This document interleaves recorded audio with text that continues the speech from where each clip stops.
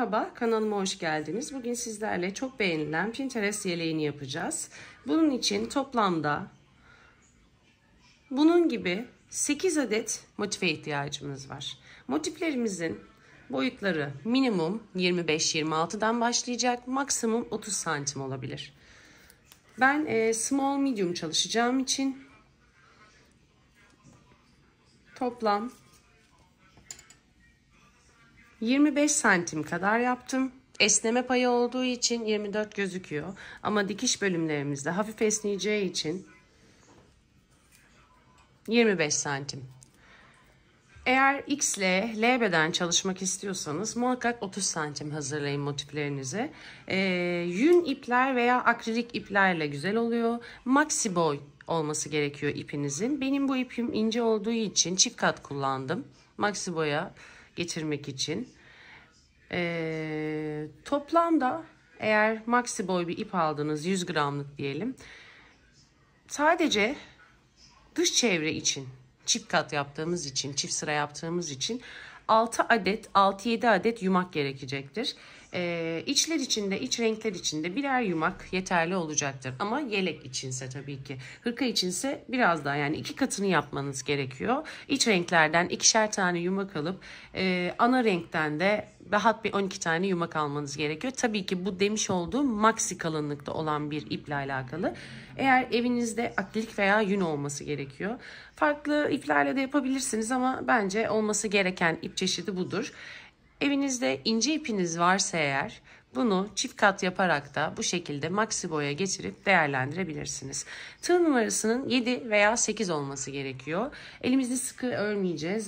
Gevşek örerek yapacağız motiflerimize. Çünkü ceket gibi duracak.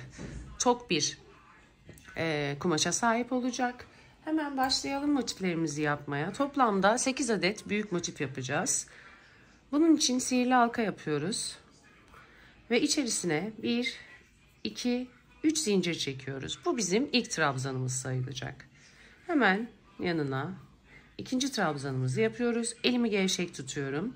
Hemen yanına üçüncü trabzanımı yapıyoruz. 2 zincir çekiyoruz. Ve 3 adet trabzan daha yapıyoruz. Klasik kare motif şeklidir. Eminim bunu herkes biliyordur.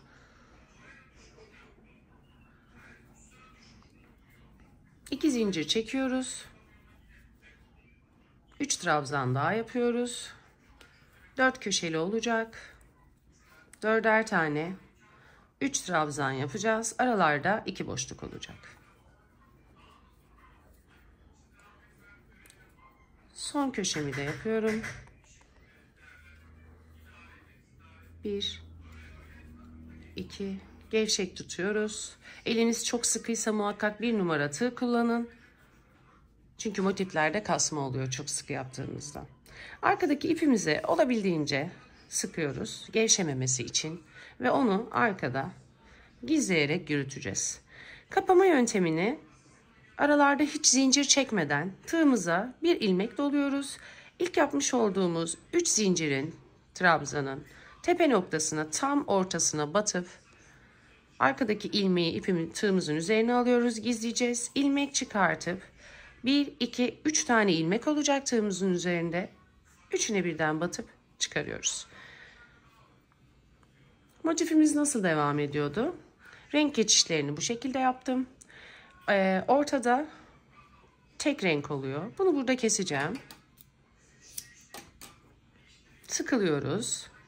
Bir diğer rengimize geçeceğiz. Siz renk geçişlerini istediğiniz gibi yapabilirsiniz. Ama eğer birebir orijinal görüntü istiyorsanız bu şekilde devam edin lütfen. Hemen farklı bir renge geçeceğim. Bunu da göstermek istiyorum. Benim elimde yine ince bir yün ipim vardı. Bu şekilde. Bunu da çift kat yaparak kalın bir ip görüntüsü elde ettim. Siz de bu şekilde evdeki iplerinizi çift kat, 3 kat kullanarak değerlendirebilirsiniz. Eğer ince olarak yaparsanız çok fazla sıra yapmanız gerekecek. O zaman da görüntüsü kötü olacak. Yani maksimum 1, 2, 3, 4, 5, 6 sıra benim yaptığım. Maksimum 7 sıra yapmaya çalışın. Görüntü daha güzel olacak. Bir zincir çekip ipimizi sıkıladıktan sonra Bunu buradan alalım. İkinci rengimize geçiyoruz. İkinci rengi de herhangi bir yerden, boşluktan batıp sihirli halkanın başında yaptığımız gibi 1, 2, 3 zincir çekiyoruz. Hemen aynı noktaya ikinci trabzan, aynı noktaya üçüncü trabzan. Aralarda zincir çekmeyeceğim. Daha geniş olmasını, biraz boşluk kalmasını istiyorsanız siz çekebilirsiniz. Ama ben zincir çekmeyeceğim. Devam ediyorum. Hemen diğer boşluğa geldim. 1, 2, 3 trabzan. Boşlukların arasında 2 zincir olacak. Arkadaki iplerimizi içeri alıp gizleme yapacağız. 1, 2 ve 3. Buradaki aralarda, boşluklarda zincir çekmiyorum. Siz dilerseniz çekebilirsiniz. Devam ediyorum. Şu arkadaki ipi burada da gizlemek istiyorum. 1, 2, 3 trabzan. 3 çift trabzan. 2 zincir çekiyoruz araya. Devam ediyorum. Aynı noktaya 1, 2,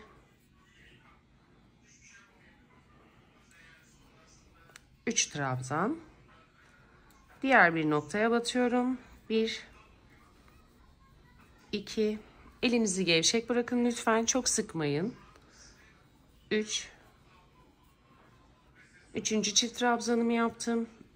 2 zincir çekiyorum. Sadece köşelerde 2 zincir çekiyorsunuz. 1, 2 ve 3. Son noktaya geldim. Son noktaya batıyorum. 1. Hızlı yaptığımı düşünüyorsanız videoyu ayarlar kısmından yavaşlatarak izleyebilirsiniz. 2, 3. Evet, şimdi kapama yöntemini göstereyim. Aynı aşağıda kapattığımız gibi hiç zincir çekmiyoruz. İpimizi tığa doluyoruz. İlk yapmış olduğumuz 3 zincirin tam ortasına batıp bir ilmek çıkartıyoruz. Üçünü birden çekip, zincir çekip ipimizi kesiyoruz. Mantık bu şekilde. Tamamıyla kare motiflerde kat kat devam ederek gideceğiz. Ben burada maviyi de yapmıştım. Bundan sonra bej yaptım. Bej kullandım. Siz farklı renklerde kullanabilirsiniz ama ben bunun görüntüsünü sevdiğim için bu şekilde devam ettim. Pembeden sonra tekrar ana rengimiz olan beje geçtim. Son rengimizde mavi kullandım ve 2 sırada bej yaptıktan sonra devam ettim. Bunun üzerinde 2 sıra bej yapalım. Sonra yeleğin birleştirmesine geçelim.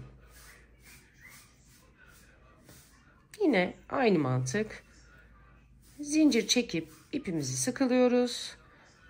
Köşelerdeki boşluğa batıp 1, 2, 3 zincir çekiyoruz. Aynı boşluğa gevşek örüyoruz. 7 numara tığ kullanıyorum. Eliniz çok sıkıysa 8 yapın. Hemen bir sonraki boşluğa, aralarda burada zincir yok. 3 tane çift trabzan. Bir sonrakine 3 çift trabzan. Aslında oldukça basit. Motif yapmayı biliyorsanız, birleştirmeyi de gösterdikten sonra sürekli yapabileceğiniz çok kolay bir yelek. 2, 3. Devam ediyoruz. Köşeye geldik. 1, 2, 3. Köşelerde 2 zincir ve bu şekilde sıra sonuna kadar devam edelim. Bir sıra daha bej rengi öreceğiz. İpimizi kesmeyeceğiz. Orayı da göstereyim. Sıra sonuna gelelim. Sıra sonuna geldik. Aynı boşluğun içerisine 3 trabzan, çiftli trabzan daha yapıyoruz. Ve yukarıya bir sıra daha aynı renkten yapacağız. İlmeğimizi tığımıza doladık. Tepe noktasındaki ilmeğin içerisinden batıp üçünü birden çektik. Aynı aşağıda olduğu gibi. Aynı renkle devam edeceğimiz için bu kısımda 3 zincir çekip yukarıya çıktık. Aynı noktanın içerisine ikinci çift trabzan ve birinci çift trabzan. Bu şekilde devam ediyoruz. Bu son sıramdı. Benim için bu kadar yeterli. Yine sıra sonuna kadar aynı şekilde örmeye devam edeceğiz. Sıra sonuna geldiğimizde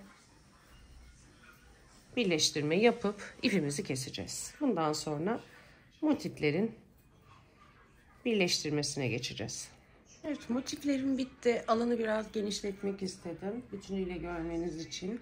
Motiflerinize kesinlikle ütü basmanızı, buhar basmanızı istemiyorum. Çünkü bu kabarıklığı tamamıyla gidiyor. Yün olduğu için özellikle inceltiyor. Muhakkak el ütüsü yaparak şekillendirin. Makinede yıkamayı da önermiyorum. Şampuanlı suyun içerisine ya da yün tozu olabilir. Yün tozlu suyun içerisine basıp birazcık elinizle hafif hafif böyle bastıra bastıra yaptıktan sonra ıslak bir şekilde çıkartıp suyunu süzdükten sonra bir havluya sarıp o şekilde kurutmanızı öneririm. Makineye de atacaksanız perde yıkar gibi 400 devirde sıktırabilirsiniz soğuk suda yıkayıp. Ama muhakkak yün tozuyla veya şampuanla yıkama işlemini gerçekleştirin. Motiflerim bitti. Arkada kalan ipleri daha sonra keseriz. Hepsini düzelterek el ütüsü yapalım. Bazen bazılarını çok sıkı örebiliyorum. Bir kısmı sıkı olmuş. Bu yüzden elinizi gevşek tutun demiştim. Motiflerimizi nerede nasıl kullanacağımızı hemen belirleyelim.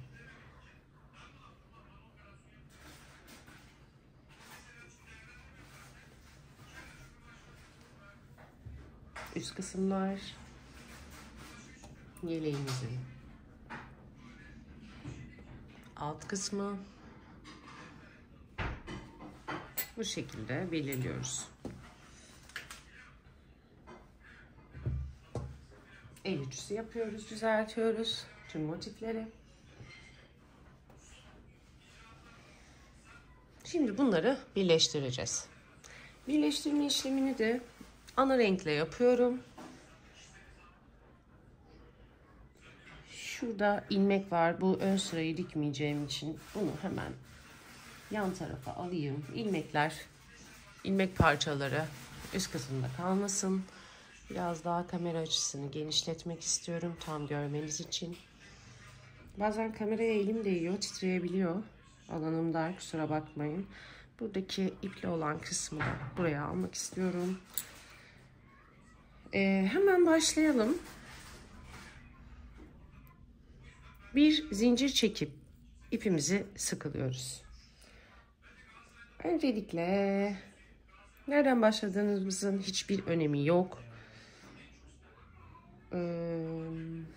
Buradan başlayayım. 2 bağlama yerini ayarlayacağız. Sıkıladıktan sonra 60 kadar zincir çekiyoruz.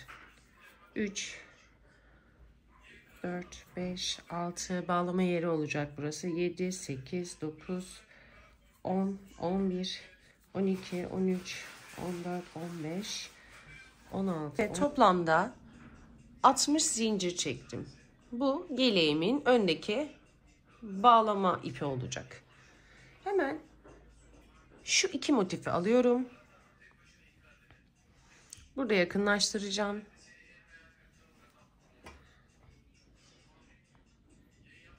Biraz daha yakınlaştırıyorum. İki motifin tam ortası bizim ipimizi bağlayacağımız yer olacak. Şunları kaydırayım. Daha rahat görebilmeniz için. Burada iki zincir attığımız noktada ilk yapmış olduğumuz zincirin ön kanadına batıyoruz. Burada da yine ilk zincirin bize doğru olan kanadına batıyoruz. Ve bir ilmek çıkartıp sık iğne yapıyoruz. Kaydırma da yapabilirsiniz. Kaydırma da biraz sıkı oluyor. O yüzden ben sıkı oluyor derken yani biraz daraltıyor yeleği. O yüzden sık iğne şeklinde bağlamaları yapacağım. İkinci zincirinde tek kanadına batıyoruz. Yine arkada ikinci zincirin tek kanadı. Aynı şekilde bütün ilmeklerin tek kanadına batarak burada içe bakan kanadı alıyorum. Burada yine bize doğru olan kanada batıyorum. Çok gevşek şekilde sıkmadan daraltmasın yeleğimizi. Karşılıklı gelen bütün sık iğnelerin, çift trabzanların tepe noktasının tek kanadına batarak devam ediyoruz. Sadece ortada kalan kanatlara batacağız. Bu şekilde tek içe doğru olan kanatlara batıyoruz ve sık iğne yaparak yürütüyoruz.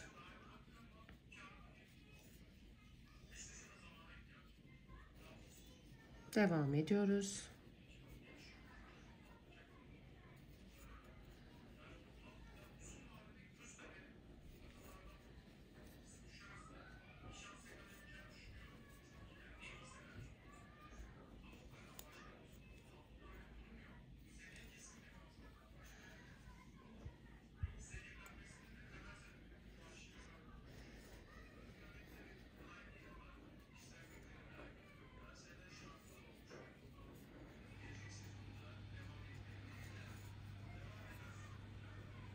Son çift trabzanımıza battık.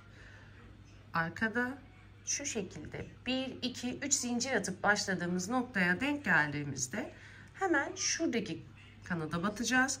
Bu ortaya atmış olduğumuz zincir sayılacak. Hemen şurada içte kalan bir adet, bakın burası. Buna batacağız ve yine sık iğne yapacağız. Hemen geldik zincire. İç bölümde, bu bizim birleştirme yaptığımız nokta. İç bölümde kalan ilmeğe kanada batacağız ve sık iğne yapacağız. Burada sadece 1-2 zincir atmıştık. Bir zincire batacağız. Bu zincir bu tarafın olacak. Bu tarafa bağlama yapacağız. Sadece başlangıçta iplerimizin kalacağı noktalardaki zincirleri kullandık ki dümdüz bir hat olsun diye.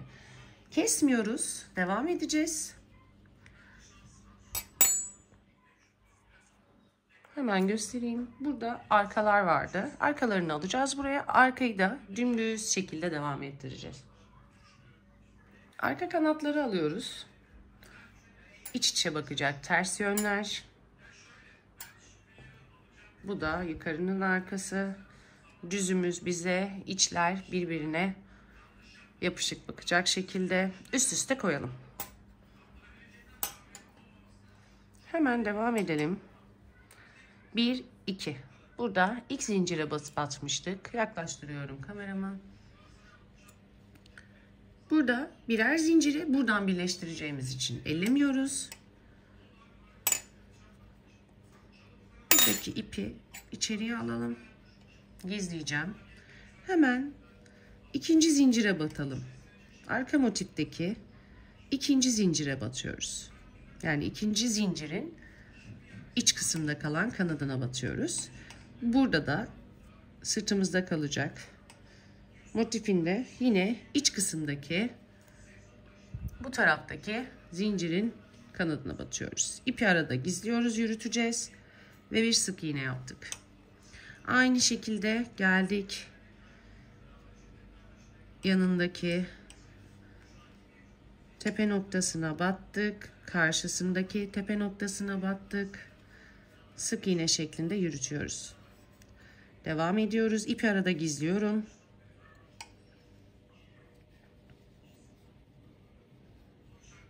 Diğerine battık. Devam ediyoruz. Üçüncü trabzanında battık. Diğer sıraya gelmiştik. Battım. Karşıya da battım. Tekrar sık iğne yaptım.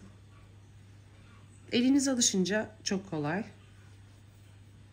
Hatta ben yavaş yaptığım için zorlanıyorum şu anda. devam ediyoruz. Sıra gelen bütün karşılıklı tepe noktalarının iç kısımda kalan kanatlarına batarak sık iğne yapıyoruz.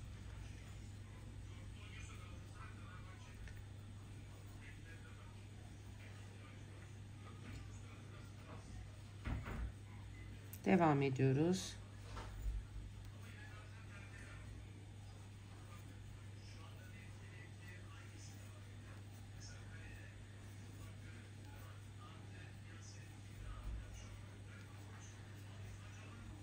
Şimdi sırt kısmının diğer iki motifini birleştireceğiz. Hiç kesmeyeceğiz. Geldik köşe noktasına. İlk zincirin tek kanadı, arkadaki motifin de ilk zincirin iç kısımda kalan kanadına batıp sık iğne yapıyoruz. Arka kısmı da bitirdik. Çok sıkı yapmamaya çalışalım. Geldik arka kısmın diğer motifini birleştirmeye.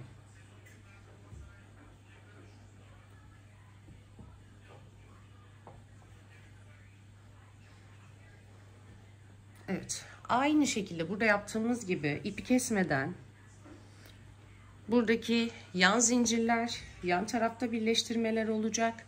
Biz sadece tek zinciri alarak devam edeceğiz. Hemen sırtın diğer motifini elime aldım. Birinci zinciri bırakıyorum. İkinci zincirin iç kısımda kalan kanadına batıyorum. Diğerinin de aynı şekilde. Bakın diğerinde birleştirme noktamız vardı. Burada kafanız karışmasın. Bu bizim zincir atmış olduğumuz nokta oluyor. Bir tane zincir atıp şu şekilde bakın. Bu bizim zincir atmış olduğumuz nokta oluyor. Bu ipimiz burada kalsın. Yukarıya doğru çıkarken onu gizleriz. Buradaki zincirin iç kısımda kalan kanadına battıktan sonra sık iğne yapmaya devam ediyoruz. Yanında gelen tüm çift trabzanların tepe noktasındaki iç kısımda kalan kanatlarına batarak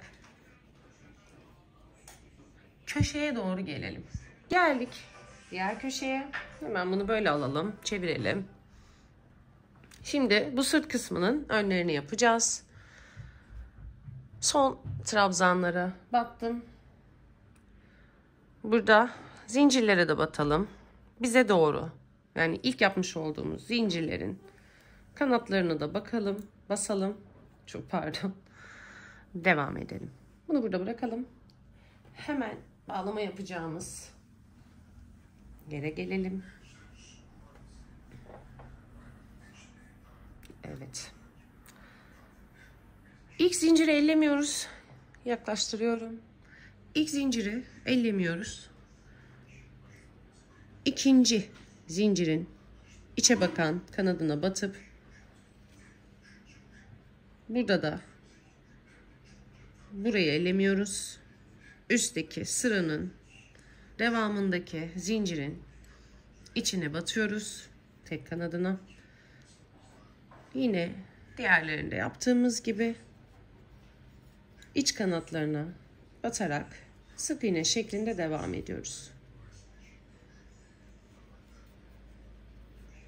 Sıra sonuna kadar. Sıra sonunda da başlangıçta 60 tane zincir çekerek bağlama noktası yapmıştık. O noktayı bitişte de yapacağız. Sıra sonuna kadar birlikte gelelim. Zincir çekerek. Ekranımı genişletiyorum biraz. Umarım anlamışsınızdır. Çok basit. Nerede nereye batacağımızı.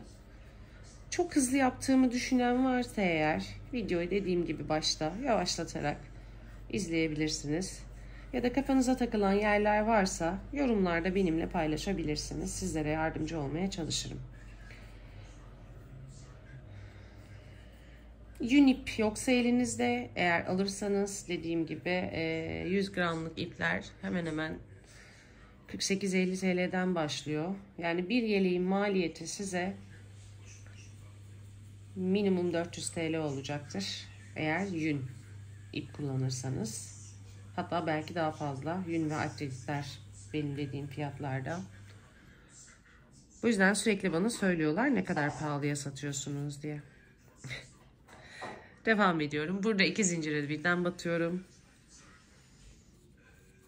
Şimdi sık iğnemizi yaptıktan sonra başta yaptığımız bağlama noktasında yaptığımız gibi burada da 60 zincir çekerek örgümüzü bitiriyoruz. Toplamda 60 zincir çektik. Şimdi ön tarafını çevirelim hemen.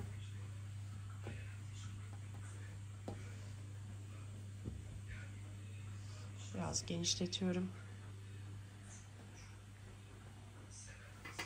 Bunlar bizim bağlayacağımız noktalar. Buraya bir düğüm atmak istiyorum. Sıkılamak için, çünkü biraz yün olduğu için kesmek istiyorum şu tüy çıkan yerleri.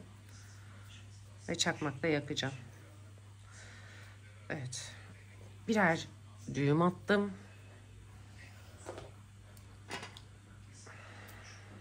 Ve kestim. Birazcık yapıştırıyorum. Aralara boncuk da takıp düğüm atabilirsiniz.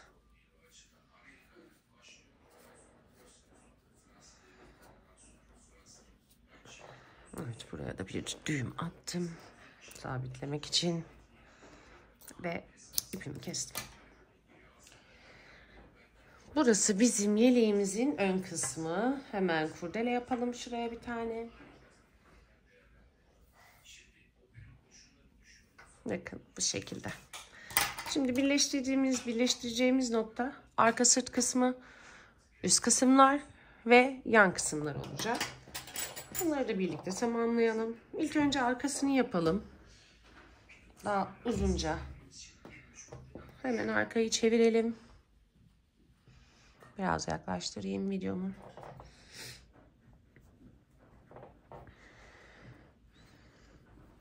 Bir zincir çekip ipimi sıkılıyorum. Arka kısmın hemen en ucundan başlıyorum. Yine başta yapmış olduğumuz için dümdüz durması için 2 zinciri birden çalışacağız. 2 zincirin de içe bakan tek kanatlarından tığımızı sokup sık iğne yapmaya devam ediyoruz. İpi arada gizleyeceğiz. Aynı şekilde ikinci zincire de batıyoruz. İç kanatlarına ve karşılıklı gelen tüm trabzanların tepe noktalarına batıp yukarıya doğru sık iğne yapmaya devam edeceğiz.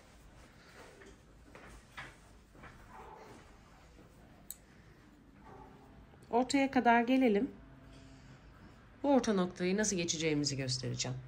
Tam orta kısmın birleştirmesine geldik. 1, 2, 3. Üçüncü çift trabzanın tepesine battıktan sonra burada zincirleri bırakmıştık bu taraftan dikeceğiz diye. Hemen o zincirlerin iç kanatlarına batıp sık iğne yapıyoruz. Burada bir dikişimiz vardı buradan gelen. Onun da tam içerisine, buradaki birleştirmenin tam ortasına batıp ilmek çıkartıp buraya da bir sık iğne yapıyoruz. Bu ipi gizleyeceğiz. Burada zincir vardı. Bunu zincir sayıyorduk birleştirme noktasında. İç kanadına batıyoruz. Ve karşı noktanın yine zincirinin iç kanadına batıp sık iğne yapıyoruz. İpimizi arada yürüteceğiz. Burada 1, 2, 3 zincir attığımız yer vardı. Bakın bu ikinci trabzanın batacağımız yere burada hemen görmüş olduğunuz bu arkadaki ilmek kanadına batıyoruz. İpi araya alıyorum. Burada da yine iç kanada batıp devam ediyoruz. İkinci trabzanın da tepesine battık. Karşılıklı sıra sonuna kadar ipi arada gizleyeceğim. Yukarıya doğru çıkacağız. Ense kısmına.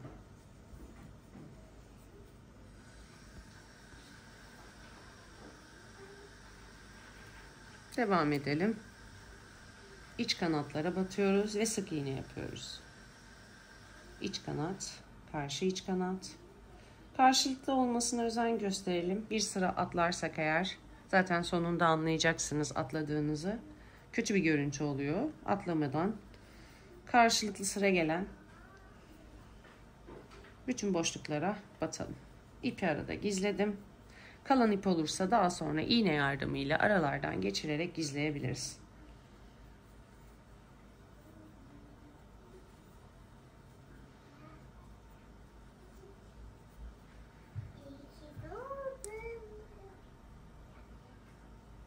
Devam ediyorum.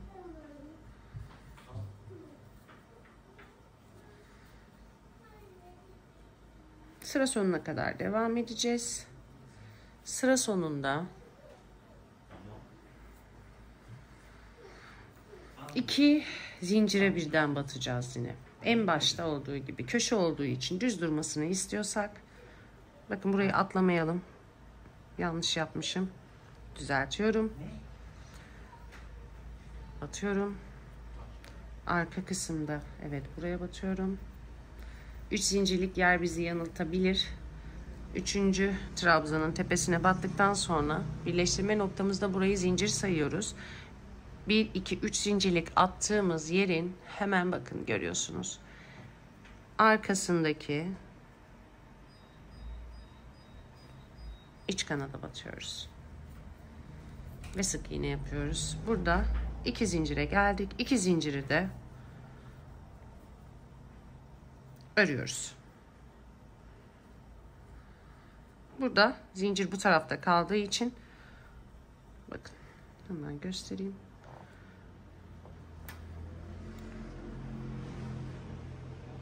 Şuraya batıyoruz.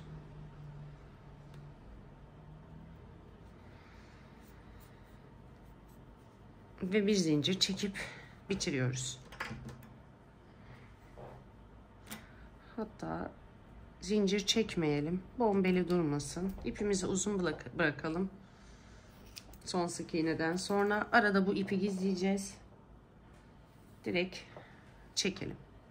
Bu ikisini arada gizleyeceğiz. İpi kestikten sonra şu şekilde ördüğümüz yeri el ütüsüyle büzülmeleri önlemek için düzeltelim. Şimdi burada yani sizin de eğer bağlama noktanızla bitirdiğiniz nokta denk geldiyse bakın düz durması için bir düğüm atalım. Düğümden sonra iplerimizi birleştirelim. Dümdüz durabilmesi için hemen tam şu iç kısma, sık iğnelerin arka kısmına batıp ipimi çekiyorum. Burası ense kısmı. Ve aralarda gizliyorum. Geçirerek bir noktada düğüm atmak istiyorum şu şekilde. İp çıkmaması için, sabit olması için düğümümü attıktan sonra yine aralardan gizliyorum. Dur. Herhangi bir noktaya batalım. Birazcık çıkartalım. Zincir çeker gibi düğüm atalım. Ve sıkıladım. Devam ediyorum. Buradan da gizliyorum. Benim için yeterli olacaktır. Buradan ipimi kesiyorum. Evet. Enseyi de diktikten sonra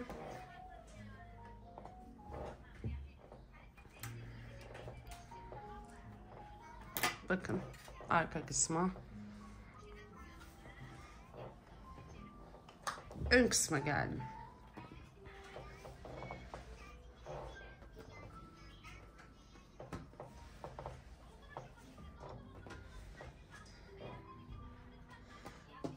Şimdi buraları yapacağız.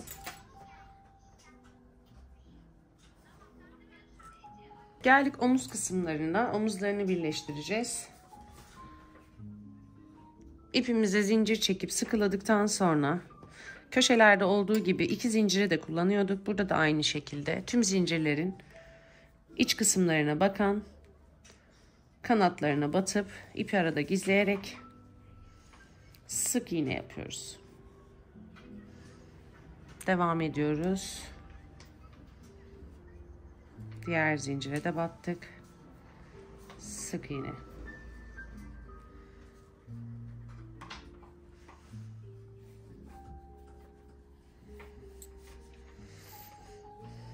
İpi arada gizliyorum.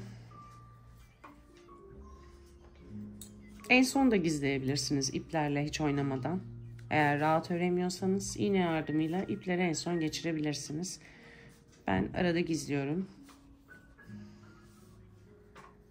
Devam ediyorum. Kesmeyeceğim.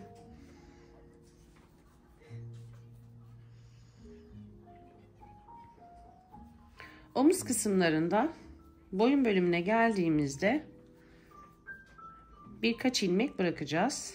Onu göstereceğim. Çünkü çok boğaz kısmı dar olmasın. Biraz açık kalsın. Onun ayarını siz istediğiniz gibi yapabilirsiniz.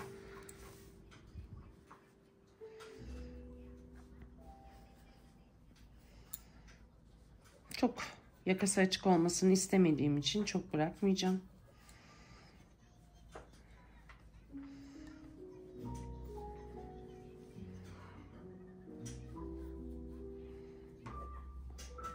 Bunu şöyle göstereyim.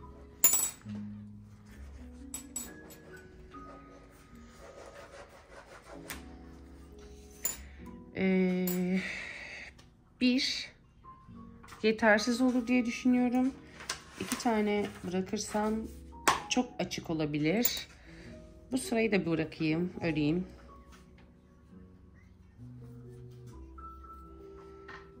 İki motif kaldı. Bunların bir tanesini örmek istiyorum. Bakıyorum hemen. Bu kadar kalırsa çok mu açık olur yakamız? Göğüs kısmı. Çünkü çok açık güzel olmuyor. Bunu ölçü alarak yapabilirsiniz aslında. 2 boyun ortanızı ölçün mezroyla. Durmasını istediğiniz yerde 20, evet. Bu kadar yeterli.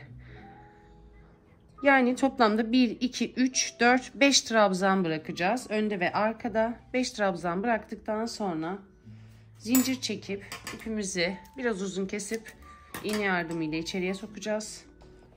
Diğer tarafa geldik. Onu da buradan başlayarak, köşeden başlayarak örmeyeceğim. Çünkü ön görüntünün aynı şekilde böyle gözükmesini istiyorum.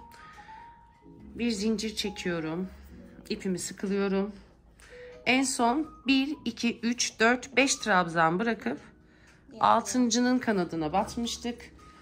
Burada da aynı şekilde yapacağız.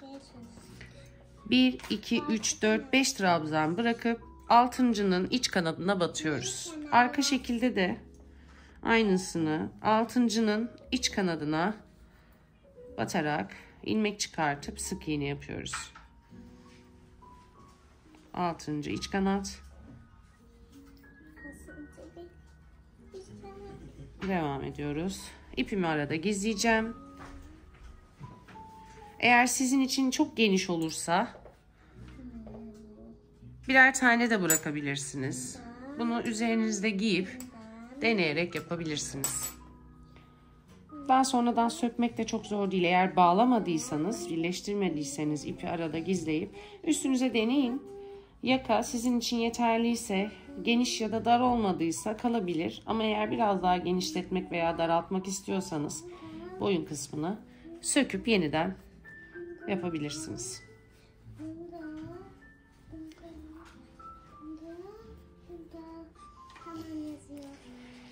İpi arada gizleyerek devam ediyorum. Sıra sonuna kadar. Sıra sonundaki 2 zinciri de köşe olduğu için örüyorduk. Burada da aynı şekilde öreceğim. Beraber gelelim köşeye.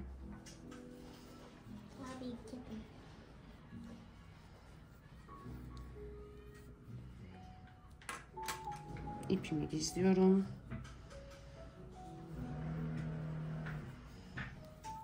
Sık iğne yapıyorum.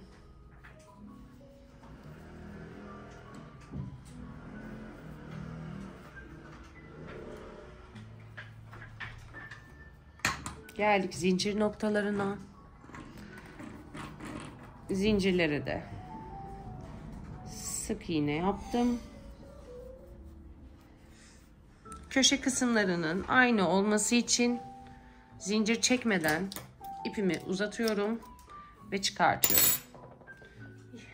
Buraları da yine iğneyle iç kısımlara sokarak gizleyeceğiz. Yeleğimin sadece yanları kaldı. Yanları da sık iğne yardımıyla ördükten sonra yeleğimiz bitiyor. Hemen yana doğru çevirelim. Zincir çekip sıkılıyorum.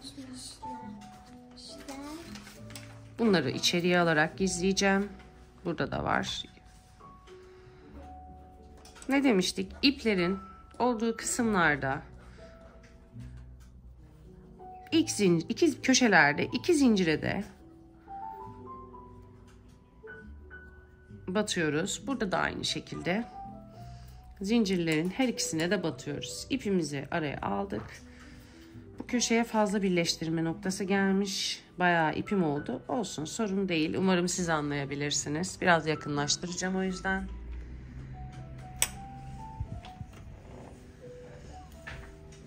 Birleştirme noktalarında burası bizim zincirimiz sayılıyordu. O yüzden hemen iç kısmına bakan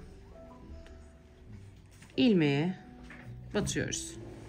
Karşı noktada da aynı şekilde iç kısma bakan yere batıp bütün ipleri içeriye alarak, sıkıştırarak, çekerek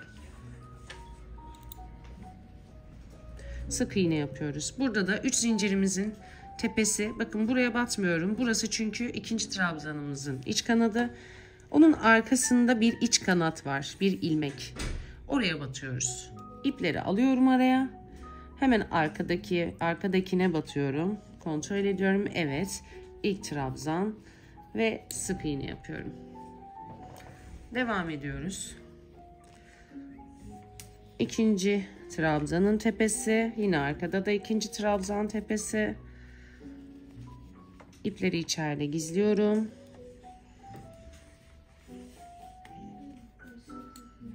Devam ediyoruz. Bir sonraki trabzana geldim. İç kanatlara batarak ipimizi içeride çekerek, arada gizleyerek örüyoruz.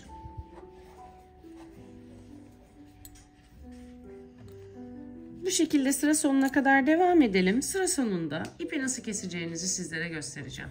Sıra sonuna geldim. Yine diğerlerinde olduğu gibi birinci zincirleri kenar birleştirmesi için bırakmıştık. Birinci zincirlerinde iç kanadına batıyorum. Bakın bu şekilde batıyorum. Buradaki ipimizi arada gizleyeceğiz. Ve hemen arka tarafta yaptığımız gibi burada hani birleştirme yaptığımız bir kısım vardı. Yandan doğru gelirken. Buranın tam ortasına batıp bir sık iğne yapıp şöyle göstereyim. Yan tarafa bir sık iğne yapıp bir zincir çekiyoruz ve ipimizi kesiyoruz. İpimizi sıkıladıktan sonra iğne yardımıyla